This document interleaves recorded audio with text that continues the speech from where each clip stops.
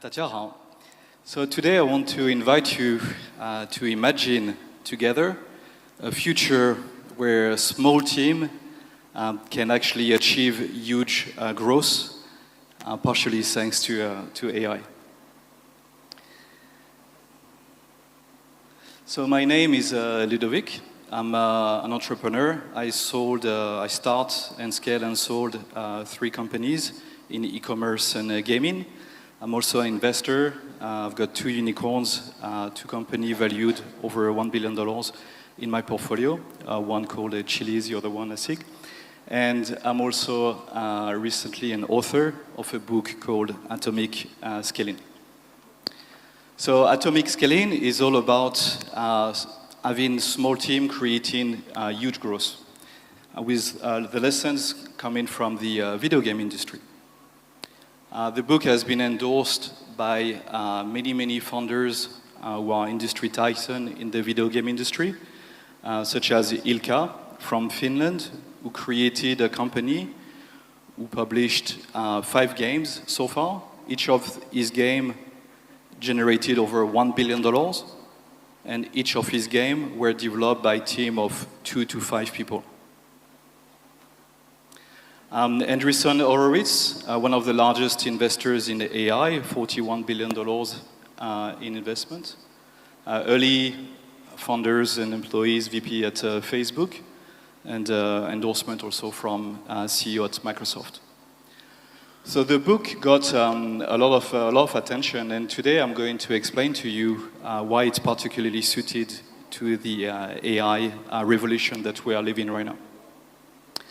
But before I do that, I'm going to share with you 2 challenges. I'm going to try also to challenge you in trying to think of what's possible today with a small team. The first challenge was actually set by the founder of DeepMind. DeepMind is a developer of AlphaGo, and one of the companies really kind of kickstarted the revolution in AI. The first challenge is called the New Turing Challenge. The idea is like, when are we going to get AI, a system, autonomously generating $1 million in revenue per year? No employees, just your AI system creating and generating $1 million in revenue. You might be wondering, that's a lot of money. You know, it's if you think of any bankers working a lot, like hundreds of hours a week, they don't get to that level. Here you have no employees, and you're able to do that. Some of the entrepreneurs that I work with, that I help, such as Alex, who used to actually work for me before in the video game business, is actually on his way to do that. He actually developed a series of agents who are actually doing trading of cryptocurrencies, buying, selling, and with decisions made by AI in milliseconds. Alex has no employees, and he actually very much enjoys his life like this, with his AI making money for him. You might be thinking also of LinkedIn creators. One of them, his name is Justin in USA. Justin is quite popular on LinkedIn, on a social network, and is making $1.7 million a year in revenue, all automated, mostly selling course, education content. 1.3 million out of the 1.7 million is actually coming from courses that are sold online, automated with email automation and so on. Every day you have people who reach out to Justin, asking him, hey, you could do this and you could do that, and you could be making a lot more revenue with all the audience you have. You could be making like $5 million revenue if you do this and this and this and this. Well, Justin actually is very happy like this. He doesn't have employees, and he only wants to take care of himself and his wife, for the ladies in the room. So I don't want to worry about anyone else but myself and my wife. Actually, if you start digging about this, there is a lot of people who are already at this level.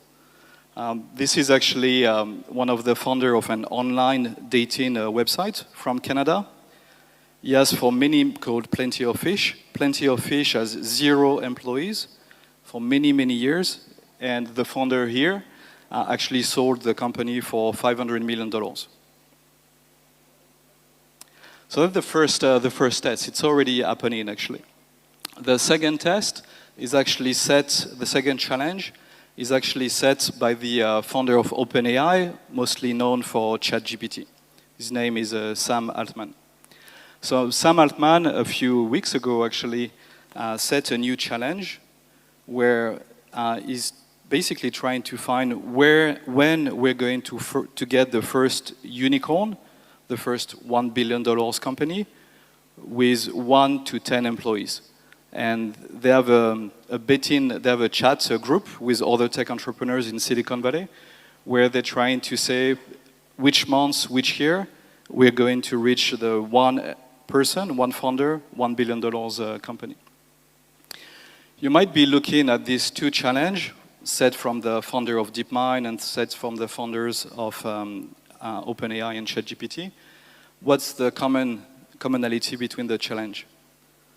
There is AI in both. AI is going to help this revolution happening in wealth creation, but the main one is called talent density.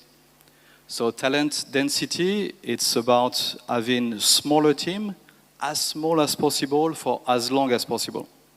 Not having 1,000 employees to actually get to a unicorn. And you might be wondering, but what is a unicorn exactly? What is a $1 billion company?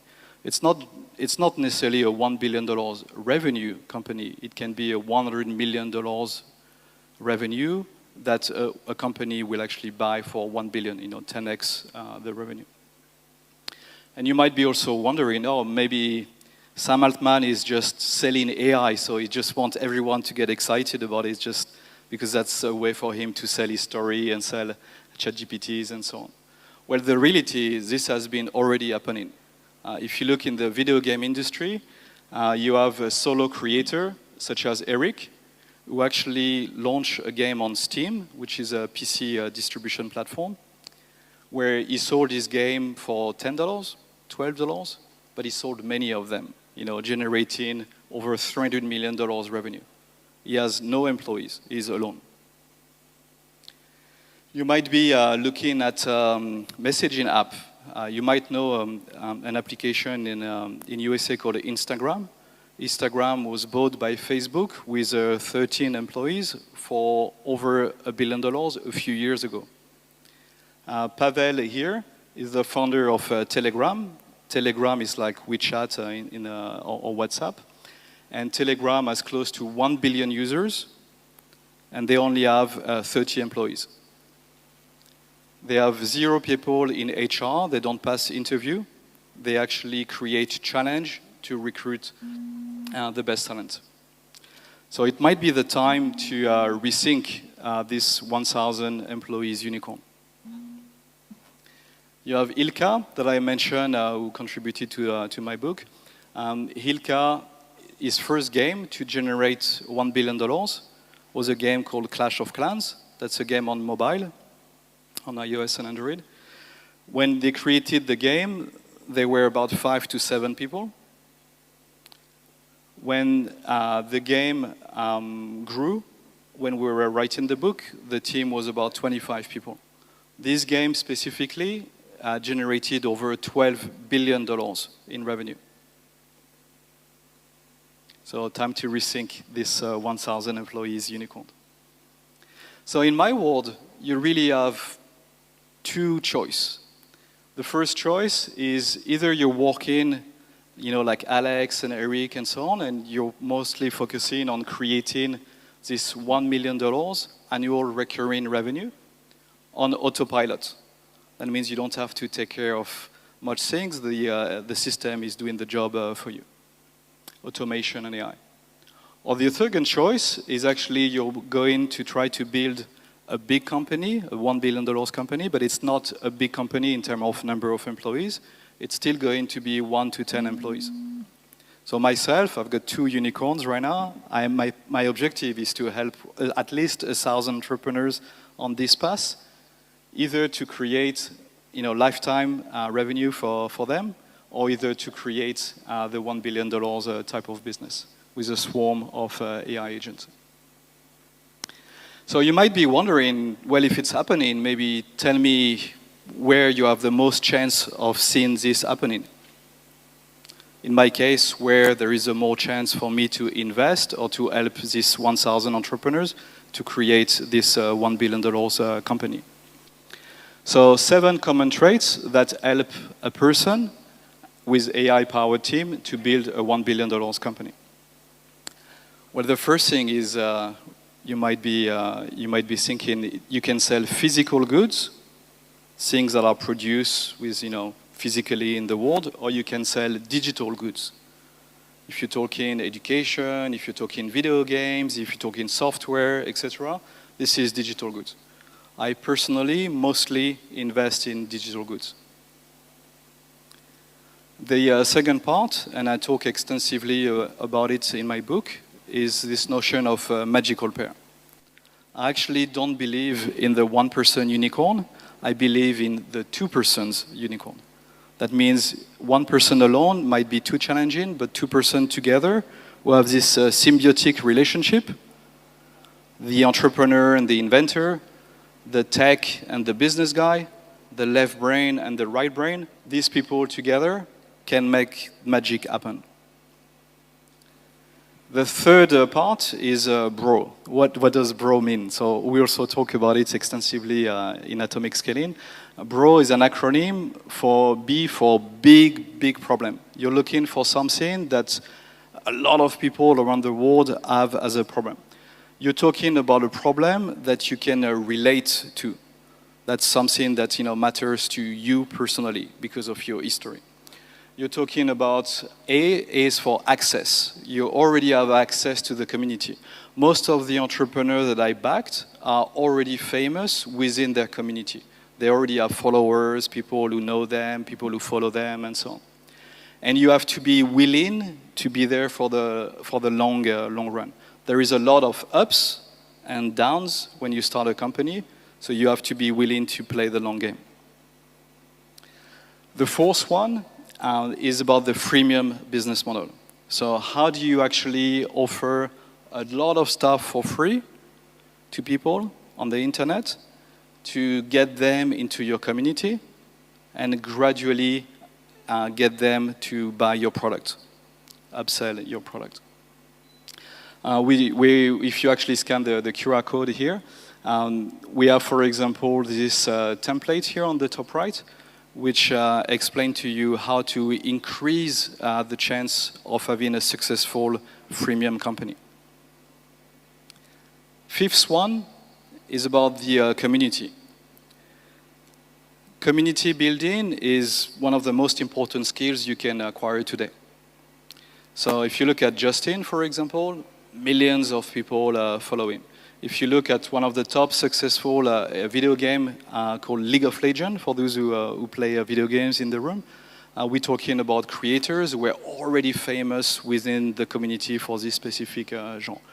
So one skill you have to learn is to build up community. If you are not comfortable to be on stage and to be presenting in front of many people, if you're not comfortable to be on social media and posting often, that's okay. Either you can learn or you can have someone in your team who actually become that person. But pretty important to have that person early on in the life of the company. 6 is stay atomic.